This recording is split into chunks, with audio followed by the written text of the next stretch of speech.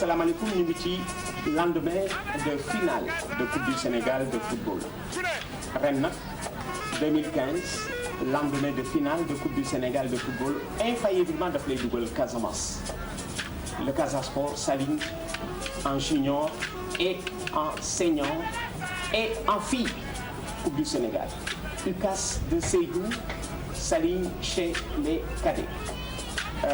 Mani foog ñu dellu biir Casamance te xam nga am na ci ñoo xam ne ni bu ñu déggee finale Coupe du Sénégal ñu ni quels sont les appelés ñu ni ci appelés yi Casa Sport a ngi ci daañu dellu ci Demba Ramata daañu dellu ci Jules Bocandé Ousmane Ndiaye compliqué ñoom Solo Gassama génération boobu ñoom Daour Gueye ak nag koo xam ne ni animateur la woon ci équipe parce que Casa Sport amoon nañu koo xamee ni dans le jeu li Sega Sakho daan def ca gendarme moom la daan def ca Casa Sport moom laa indi tey Umberto Badji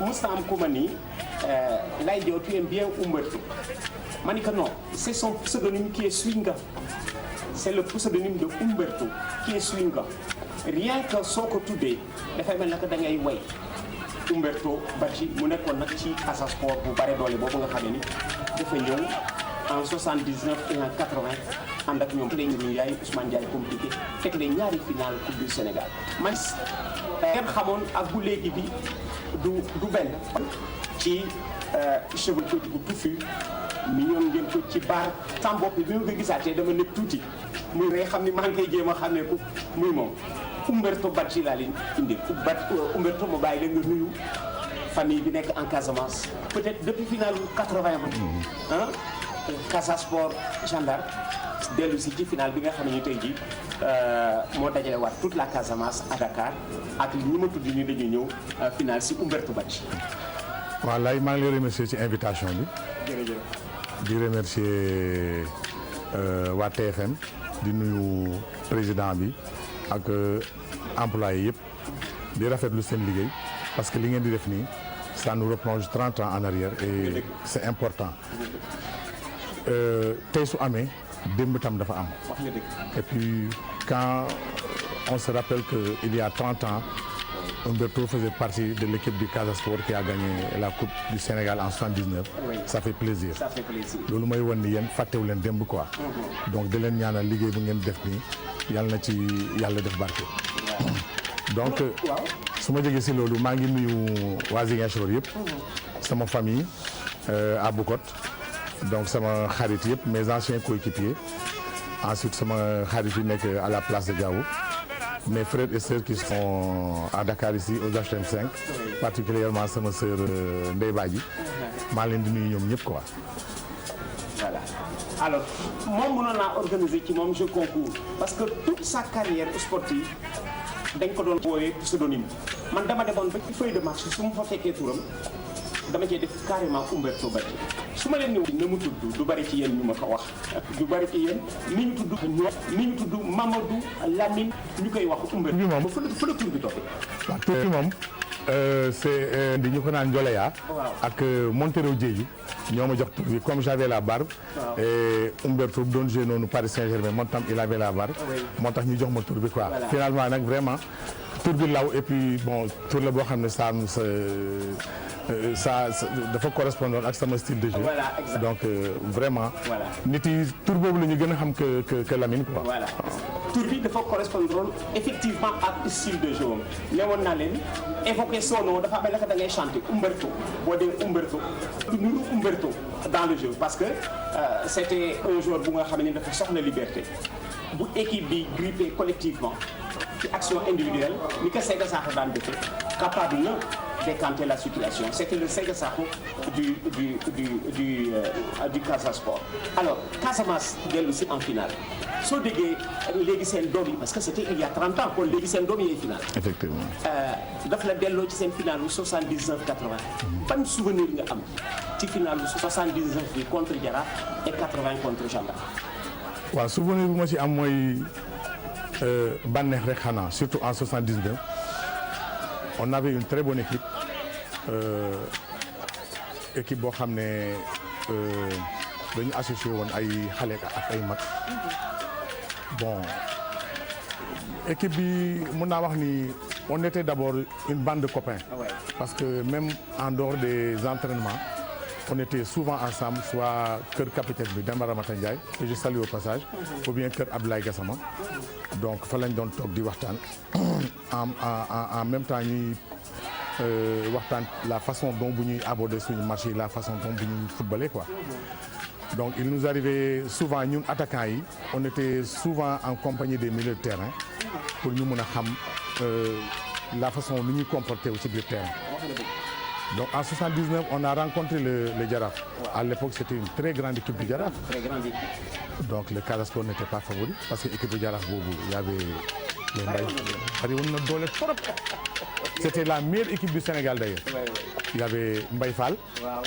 hein, l'artiste Seydou Ba hein, il y avait Sega Sakho il y avait Cheikh Fam vraiment équipe bu mag la woon Léopold voilà donc Amadou Diop Boy Bandi sama copain maa ngi koy nuyu au passage donc ñëpp ne woon nañu Jaraaf dafay gagner Casa Sport donc mais ñun xam nga on avait amoon nañu benn conviction ka mooy dañu demoon pour gagner coupe du Sénégal bi jël ko yóbbu ko Ziguinchor ñun ñoo ko gënoon bëggee Jaraaf parce que déjà le Jaraaf avait goûté à une victoire à des victoires ñun on n'en avait jamais gagné donc suñu dirigeants yi vraiment ils nous ont gonflé à bloc woon nañu ni que c'était possible de gagner le Jaraaf parce que à l'époque on avait des dirigeants yoo xam ne qui savaient nous galvaniser tenir un langage de vérité bon on avait comme dirigeant feu maître Diallo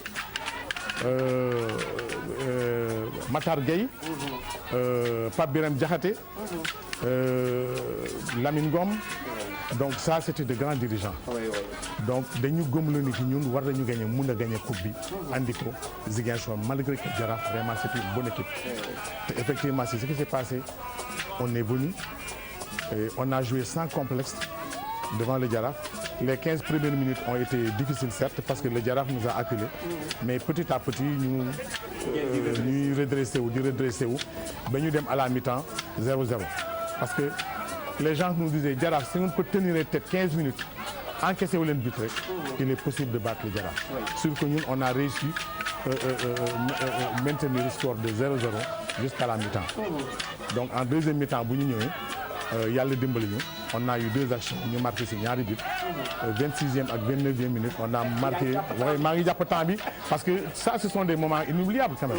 équipe bu Casa Sport boobule ñu ngi nii bu 1979 bii nga xamee ni moo gagné coupe du Sénégal bi yóbbu ko Ziguinchor booba temps terrain bi ku añee sa kër doo toog ñi ngeen gis ñi ci kaw mur bi ñii seen kër lañu añee moo tax bi ñu ñëwee ci kaw mur bi la ñu seetaane parce que booba temps terrain bi bu dee final nii dafay fees 3 heures ou 4 heures avant le coup d'envoi Casa Sport bi 1979 moo yóbbu coupe bi à Ziguinchor ma dooree ko ci ñi ngi taxaw sama ganu tey gi nag mu ngi ci kii di Honorio Mbaye la doublure de Abdoulaye Bayo kii di Mamadou Diouf Pikine ndeysaan yàlla na ko yàlla yërëm moom gaañu na fan yi Joseph Badiane mii ngeen gis ni à 10 jours de la finale la gaañu à Ziguinchor vendredi 16 ñu ngi koy denc 16 septembre ñu ngi koy denc à Ziguinchor 10 jours avant Casa Sport di finance moom it yàlla na ko yàlla yërëm kii di Maurice Bougazeli c'était l'un des latéraux à la finale de 79 Abdoulaye Bayo ni gardien bi nga xamee ni dafa ndaama de mais kenn du ko loobe Abdoulaye Bayo kii di Tidiane Diémé le nom vous dit quelque chose il a souvent joué à l'équipe nationale kii di Abdoulaye Gassama Modiba moo nekk nii Modiba si vous êtes supporter du Jaraaf xam ngeen ko parce que Jaraaf la jóge woon dem Ziguinchor kii nag du Jules Bocandé fii de nag Jules yi neexul xàmmee de parce que fii dafa classique gis ngeen de parce que Jules ci rasta yi ngeen ko xàmmee fii mu classique nekk boobu classique jekk ba dugg de kon Jules Bocandé moo nekkoon nii nekkoon un des leaders de ce groupe kii di Vieux Mané qui a été député vous l'avez souvent vu à l'Assemblée nationale intervenir temps boobu mu ngi nekk député PS ñu ànd ak yéen ba tey ci ñi accroupi Mamadou Lamine Mané moo nekk nii kii di Bassirou Ndiaye l'auteur des 2 buts de la finale de 1979 Daouda Ngidi kii di Umberto Badji Demba Ramata nekk nii l'actuel entraîneur de l'équipe du Casa Sport cette coupe du Sénégal il l'a gagné en tant que joueur et en tant qu'entraîneur il représente donc cette génération Solo Gassama nekk nii kii di Ousmane Ndiaye mais su ma la woon compliqué di gën ko xam ne Ousmane Ndiaye compliqué kon boog Casa Sport yi Casa Sport bi équipe bu góor la woon bu tey bi bu fekkee ne ay talent ki nekk bii équipe bu góor la woon équipe bu joueur de devoir la parce que bi ñuy jël final dañ ne nos pères ont perdu en 62 il n'est pas question de rentrer bredouille foog ñu yóbbul coupe bi Casamance coupe bi yóbbu nañ ko keroog Casamance en 1979. mais Umberto yëg naa ni bi ngeen di jógee Casamance. en 79 di final si mag ñëpp pertoon en 62 dañ leen ni réaliser notre rêve parce que ñoom dañ ko perdroon la finale de 62 contre la gendarme dafa mel ne que loolu gën na leen dolli motivation gën a bëgg gagner pas pour vous mais pour seen papa yi nga xam ne ni en 62 ñoom Paris Yamane ñoom Raymond Da Silva ñoom Men ñoom Vieux Carré ñoom Malick Fall ñu ngi fii Dakar tey jii di ma dégg ñoom Ibou Guèye ñooñu ñi final loolu 62 il paraît que dañ leen di gagné pour nous parce que ñoom en 62 dañu perdre la finale contre la Jeanne d'Arc à Dakar et c'était une motivation supplémentaire. Effectivement ñoom ils sont venus en grand nombre nous trouver au lieu de stade bu ñu doon entraîner. Donc vraiment ñëw soutenir ñu moralement et puis ensuite c'est une motivation la woon quoi. Oui. Motivation supplémentaire la woon quoi. Alors nee nañ ñun en 62 on n'a pas eu la chance de gagner la coupe. Oui. Mais yéen am ngeen tey la chance d'écrire l'une des plus belles pages de l'histoire du club. mooy ngeen gagné coupe bi andi ko à Ziguinchor nit yi teeru leen teeru digne de ce nom là quoi. te yàlla dimbali ñu vraiment li ñu leen waxoon on a tenu notre promesse on a pu quand même réaliser à battre le Jaraaf ñu gagné finale bi gagné Jaraaf par 2 buts à 0. Ça a été un match très difficile parce que les 15 premières minutes ont été difficiles pour nous. Jaraaf dafa taxawoon pratiquement le jeu se faisait dans notre camp parce qu'à l'époque le Jaraaf avait une très bonne équipe avec de très bons attaquants c'était la meilleure équipe du Sénégal. Je pense que équipe bu Jaraaf boobu c'est l'une des meilleures de tous les temps. Exact. Bonne équipe vraiment tant sur le plan du jeu sur le plan de l'organisation vraiment c'est une bonne équipe. Mais ñun aussi on avait notre courage notre envie de vaincre et l'envie d'amener la coupe du Sénégal pour la première fois en Casamance. Yàlla dimbali ñu vraiment en deuxième mi-temps on a pu marquer 2 buts par Bassirou Ndiaye 26e ak 29e minute. Umberto Badji moom laay dalal 79 Casa Sport Jaraaf 80 Casa Sport Jeanne d'Arc après ñoom Bassirou Ndiaye dem ñoom Ousmane Ndiaye compliqué dem ñoom Jules Bocandé dem gars yi ni la léegi kaay magal xale yi. yow yaa assuré l'après Bocandé l'après Bassirou Ndiaye l'après Ousmane Ndiaye compliqué Umberto mu nekk nag léegi responsabilité supplémentaire bi gars ñi demee bàyyi la ak équipe bi au début des années 80 jafe woon na ci yow. waaw jafe woon na parce que xam nga yaakaar dafa diis. wax nga dëgg. yaakaar dafa diis te dañu yore ay supporters yoo xam ne kenn gënu leen. des gens yoo xam ne qu'il pleuve ou qu'il neige ils sont derrière l'équipe.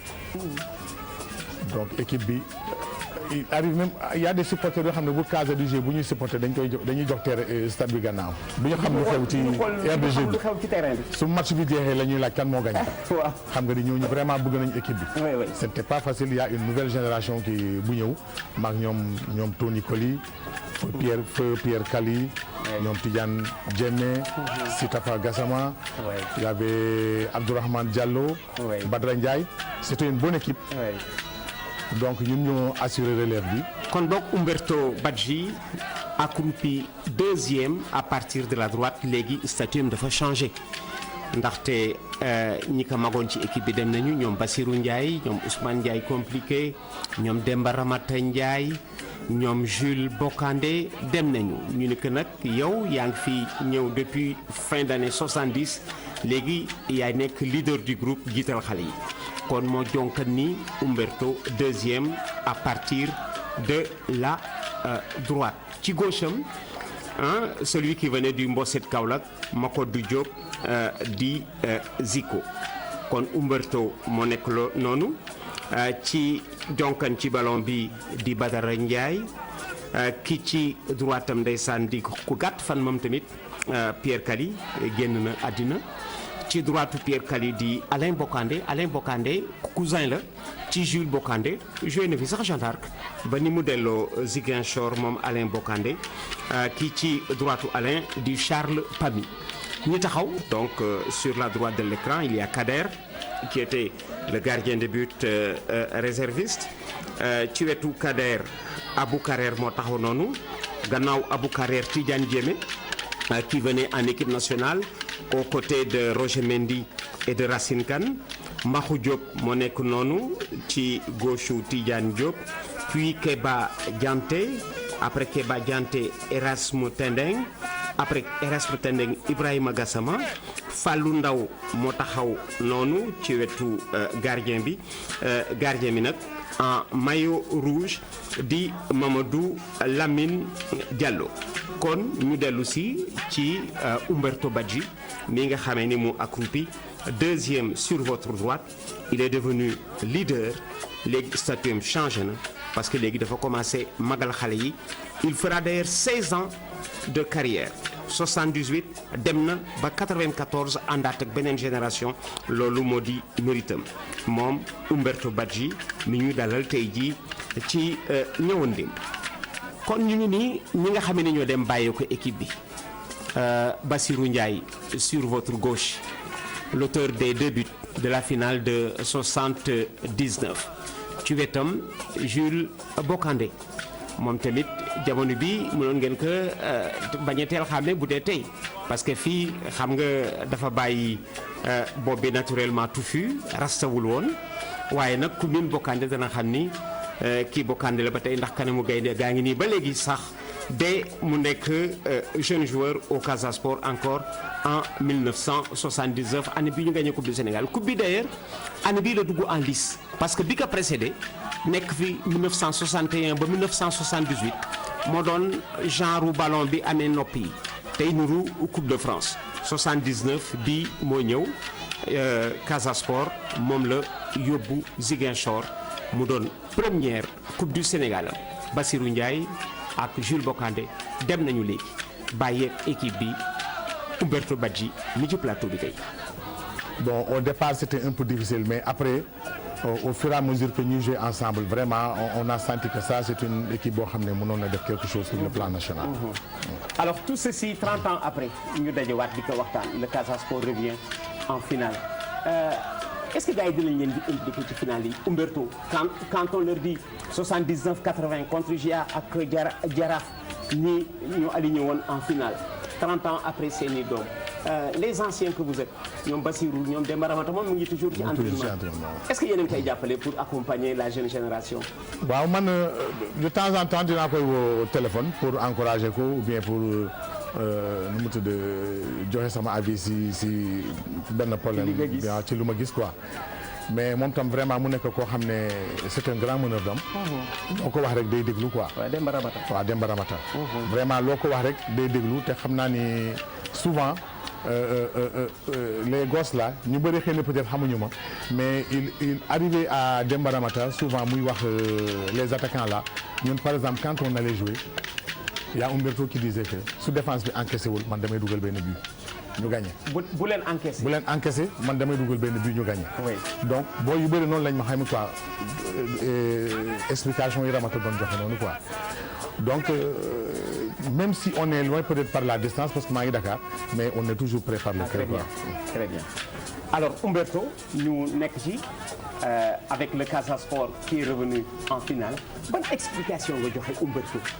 ci football bi di gën di boy en Casamance quelque part il y a recul à Dakar xoolal Casamance ren 2015 mu ngi ci 4 finales junior jigéen cadet junior góor ak senior góor ban explication nga joxe ci football bi gën a épanoui en Casamance. Bon xam nga en Casamance particulièrement à Ziguinchor on a la chance d'avoir espace vert quoi. donc foofu stade yi bëri na. waaw te yàlla daf ñu dimbale Casa Sport dafa mos a doon grenier. y a toujours eu de bons footballeurs à Ziguinchor. surtout la petite catégorie ah. petite catégorie Casa Sport dafa mos a baax. muy cadet muy junior. oui d'ailleurs soo defee remarque bi sax di nga gis ni au Casa Sport chaque année dina am au moins 3 ou 4 junior yoo xam ne dañuy yëg équipe première. te en général seen intégration du jafe quoi. parce que déjà culture baa ngi fi quoi. donc ce sont des gosses yoo xam ne pendant très longtemps dañuy jouer ensemble. donc xam nañu culture club bi donc suñu ñuy en équipe première dañuy intégrer wu facilement. voilà parce que le sujet se passe de commentaires quelqu'un m'a dit laay lu boy en Casamance ba ñuy trouver Casamance yi en finale ci catégorie junior senior chez les cadets et chez les filles. alors réponse bi moom joxe na ko moom mi nga xamee ni ci leader li woon en Casamance coéquipier de Bokandé coéquipier de Ousmane Ndiaye compliqué de Bassirou Ndiaye compliqué de Demba Ramata l'actuel entraîneur mais il y a surtout que il y a des joueurs qui ont dit équipe bi mën na gën a forte si les cadres casamançais acceptent sa prise en charge parce que ñoom nee nañu dafa des le geste des cadres casamançais ñu accompagner équipe bi accompagnement bi war ba ñuy mën di garder certains de leurs joueurs parce que éternel recommencement Casa Sport day formé gaañi di jël ban lecture nga ci am foofu. bon ça a toujours été le problème du Casa. par exemple ñun suñu génération vraiment c'était difficile mais xam nga on avait l'amour du club. man par exemple wax nga ko sànq man j'ai fait toute ma carrière au Casa Sport de 78 à 94 donc 16 ans. 78 ba 94. donc les temps ont changé. les gosses là yaakaar ñu dara lu ñu ci football. donc pour pouvoir les retenir à Ziguinchor il faudrait que vraiment ñu def dara. exactement. te les moyens ça manque un peu. donc on a des cadres yu fi nekk yoo xam ne vraiment ils ont les moyens. je pense que vraiment war nañu mën a jël équipe bi en charge. parce que le Casa Sport est la seule équipe qui se déplace le plus au Sénégal. 9000 km par an 9000 km par an. xam nga loolu c'est énorme. si tu n'es pas prêt physiquement si tu n'as pas une bonne préparation hivernale mais tu peux pas tenir.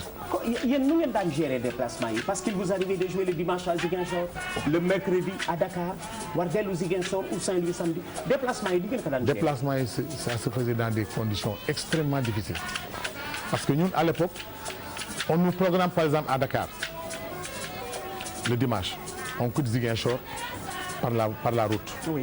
Le samedi matin à 5 heures du matin on est en route.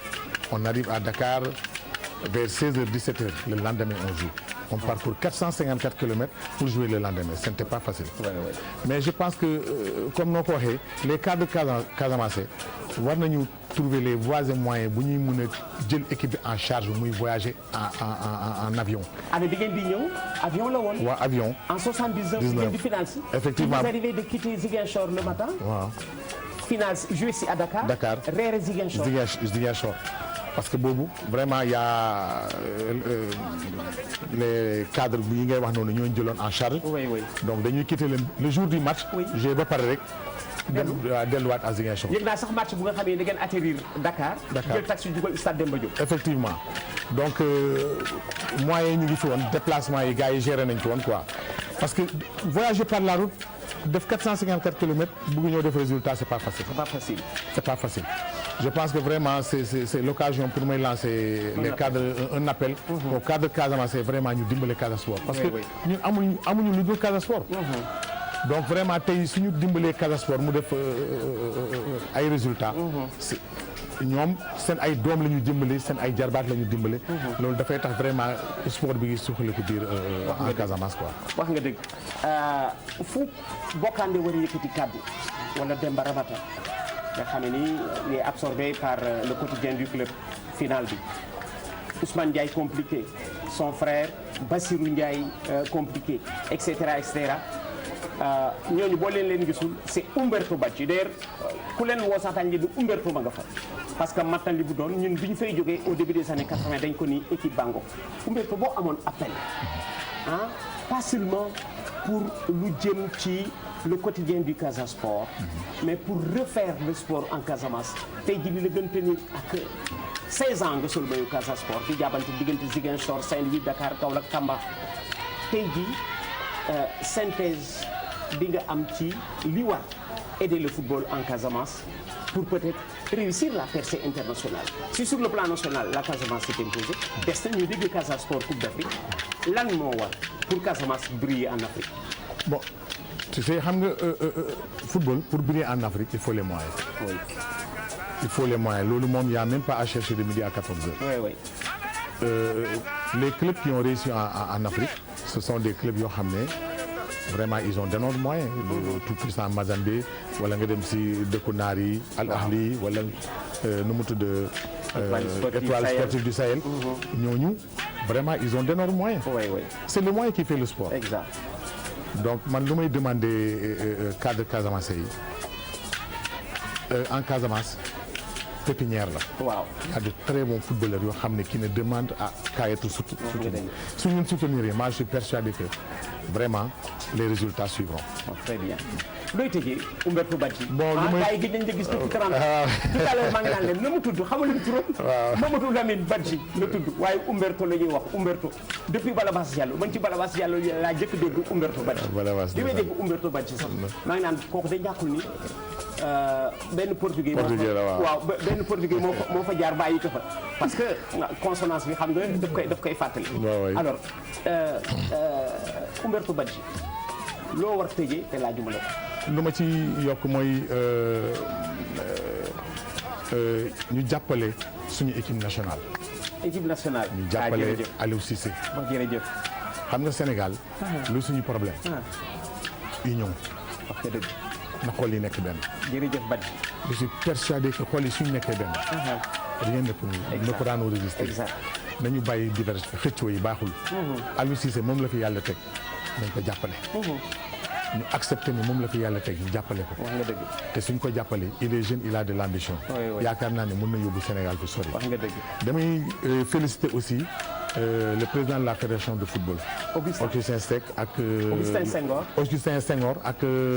Sayer Seck. Ligue professionnelle. Je ne les connais pas mais ce sont des gens yoo xam ne ils font du bon travail. Très bien. te jar nañ ñu jàppale leen. wax nga dëgg. am nañu ambition pour Sénégal. bëgg nañu Sénégal def ay résultats sur le plan continental. wax nga dëgg. su Sénégal amee ndam et ñoom suñu amee ndam Sénégal moo am ndam. wax nga dëgg. kon nañ leen jàppale. wax nga dëgg.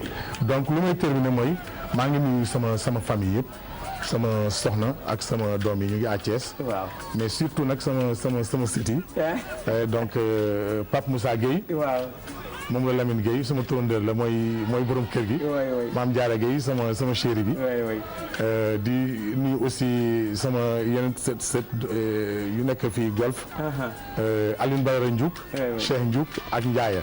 di nuyu nag Sénégal yëpp di ñaan jàmm boo xam ne vraiment day sax quoi Sénégal nu mu tudd am ndam ci compétition yi mu dugg nii mooy qualification kii nu mu tudd Coupe d'Afrique bi ak qualification Coupe du monde. yàlla ñu yàlla defal jàmm. ubbi nga sax benn volet. yëgoon naa fi benn moment waroon nga dem en Europe jouer. waaw demoon naa Belgique dans la ci même équipe bu ñoom Mamadou Taw ak Tony Collé nekkoon. fi Umberto. waaw. et tu t'en dors. def naa fa 1 mois et demi mais xam nga man. dama amoon problème adaptation quoi parce que je supporte pas tellement le froid. alors c'est devant la date. waaw c'est devant ma date je suis arrivé en Belgique rek je suis tombé malade. Très bien. donc après moo tax bon finalement je suis pas resté je suis revenu. mais vraiment ça a fait tellement mal aux dirigeants du Casa Sport. parce que ñu ne vraiment Umberto ak talent bi mu am. ak possibilité bi mu am. vraiment waroon na mën a nekk professionnel. d'ailleurs ndeysaan même feu Jules Bocandé. ça lui a fait mal parce que man bi may dem Belgique moom il était en France. il ne savait pas que man maa ngi woon Belgique. a commencé aussi par la Belgique. donc mu ne su ko xamoon dama doon dem directement au lieu que may ñibbi Sénégal dama doon dem daf may téye en France quoi. bon mais xam nga aussi yàlla lu mu tudd rek. peut-être c'était mon destin. et puis moi je ne regrette rien du tout. parce que je l'accepte comme ça. léeg-léeg laa gis footballeur professionnel bu jeexee du liggéey. tey ba léegi yow yaa ngi ci liggéey. effectivement te Sénégal nag gis nga ñi nga xam ne dañu waroon nekk professionnel sax nekkuñu professionnel parce que. ñu nekkul professionnel ñoo dàq football. Sénégal y a eu de très bons footballeurs yoo xam ne nekkuñu professionnel. et puis maa ngi profité aussi ci occasion bi pour que Sénégal il faut que ñu impliquer anciens footballeurs yi équipe nationale ci structure de développement yi xoolal par exemple des joueurs yoo xam ne qui ont fait la fierté de notre équipe nationale la fierté du football sénégalais y en a tellement mais pourquoi ñooñu duñ leen boole ci instance yi mu am au moins loo xam ne mun nañ ko inculquer xale yi ñu légué seen héritage parce que ñooñu c'était de véritables patriotes xam nga maillot bu ngay sol waaw dafa am lu muy représenter le maillot c'est un symbole xale yi il faut que ñu wax leen loolu surtout le maillot bu ngay sol floqué de la tête de lion mais boobu maillot national su symbole la soo ko solee daf la war a jaral lu nekk parce que nous sommes 12 ou 13 millions ñu bàyyi ñëpp jël la rupture bi am moo tax foo ngeen di wax oui dafa am rupture effectivement ngeen am ci équipe nationale ñoom amuñu ko donc maillot boobu soo ko solee daf la war a jaral lu nekk on a nag de très bons footballeurs ils jouent dans les plus grands clubs européens mais xëy na peut-être dafa am lu des envie de vaincre bi hargne bi moo des te loolu il faut que ñu wax leen ko loolu ancien footballeurs yi ñoo leen ko mën a wax Umberto Badji laa doon ganale les résultats du football en Casamance moo ko fi indi tey parce que l'année vraiment dafa jël la couleur verte celle de la Casamance dañu aligné ci ensemble final yi ma ni heureusement ci ñi ko junj kenn ngi fi encore Umberto Badji dit Mamadou Lamine bu leen neexee mais Umberto Badji lañ ko woowee toute sa carrière ma ko doon daanaka tey jii ci ñëwoon démb jógu jox yeneen rendez-vous parce que ñun ñëpp dinañ fi dellu incha allah Umberto merci d'être venu à la prochaine nuyul ma njaboot gi incha allah dinañu gën di jataay fii ci ñëwoon démb parce que ku fi jaar rek da nga def loo xam ni moo la fi indi merci mbokki